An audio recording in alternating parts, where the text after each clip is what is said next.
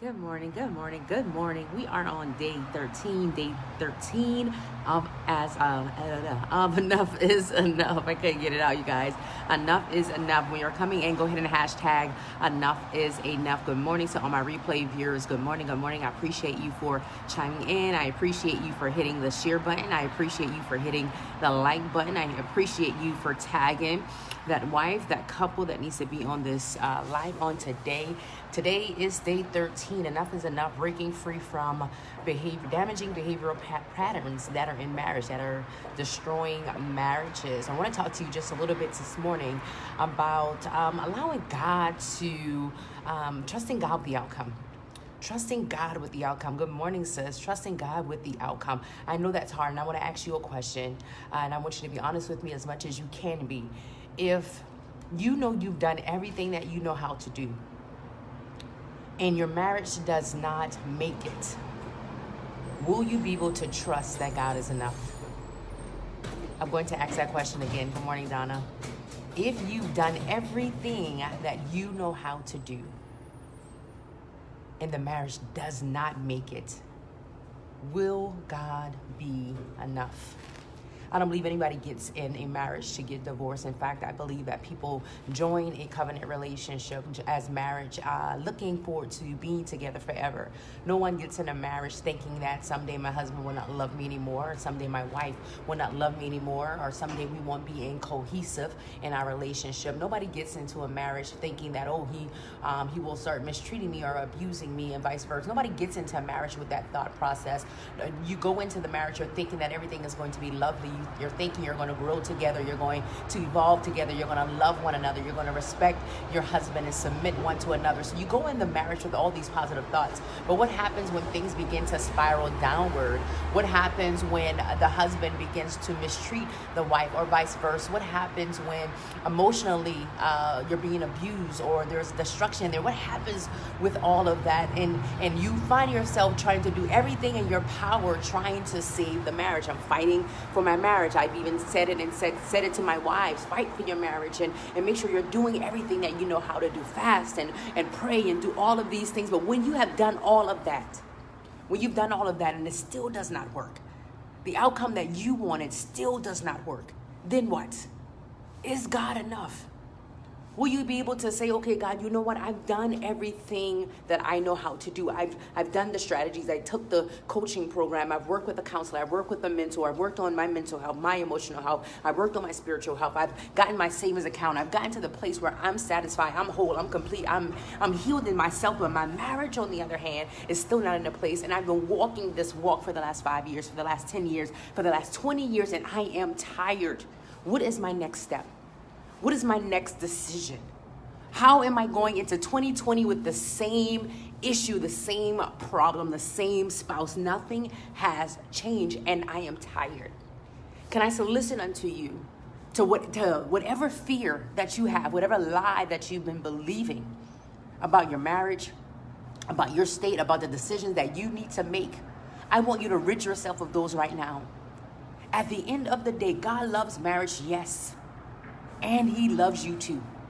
He cares about your mental well-being. He cares about your emotional well-being. He cares about how you're being treated, how you're being handled. You best believe that. It's not just for you to endure what's going on and for you to sit back and allow anyone to mistreat you, anyone to abuse you and think it's okay for the sake of God. I'm doing this for the glory of God. Not so at all. So I really want you guys just to begin to resonate on, if I've done everything that I know how to do and the marriage does not make it, and I don't get the outcome that I was anticipating getting, will God be enough for me? I have these children, but will God be enough for me? I have these bills, but will God be enough for me? We've created all of this. We've got debt, and we have this house, and we have this car, we have this property together. We've been together for the last 10 years and 15 years. He's going to fight me, or she's going to fight me for the children. Will God be enough? You have to make up in your mind. I'm not saying give up, but I'm asking you to come to the realization of who God is in your life. I'm asking you to be realistic and be truthful with where you are in your marriage right now. The state of your marriage right now. Will God be enough? Good morning, Cousin Kenny. Will He be enough for me? Or will I continue to go in this downward spiral? Will I continue to stay in the state of my marriage and I'm getting abused, I'm being humiliated, I'm being treated like the victim, I'm being treated as if I'm an infidel, I'm being treated as if I'm a child or an animal. I don't get the dignity and the respect that I should get from my spouse. And I'm believing God to turn it around. Pray and seek the Lord of what that may look like.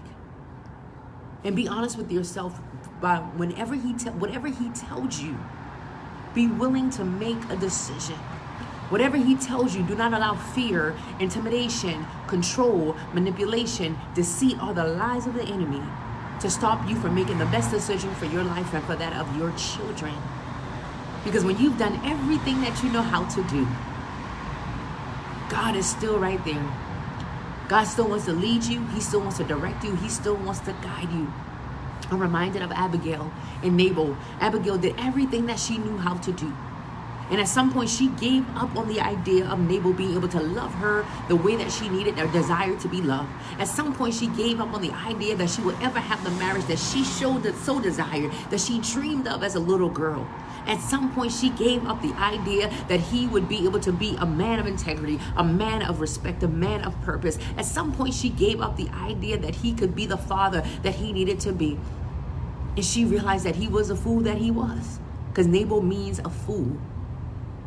And she made the best decision for her life. And as a result of that, God blessed her. Read 1 Samuel 25. He blessed her. So I want to leave with this on today. Even though the outcome may not be what you desire, know that God has your best interest at heart. And trust him at his word. Trust him when he speaks to you through his word.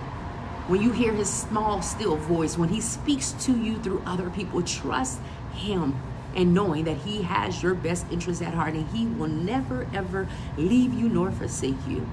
He will never allow you to just be in a situation where you're being constantly tormented and being the victim of your situation. That is not the will of God for your life.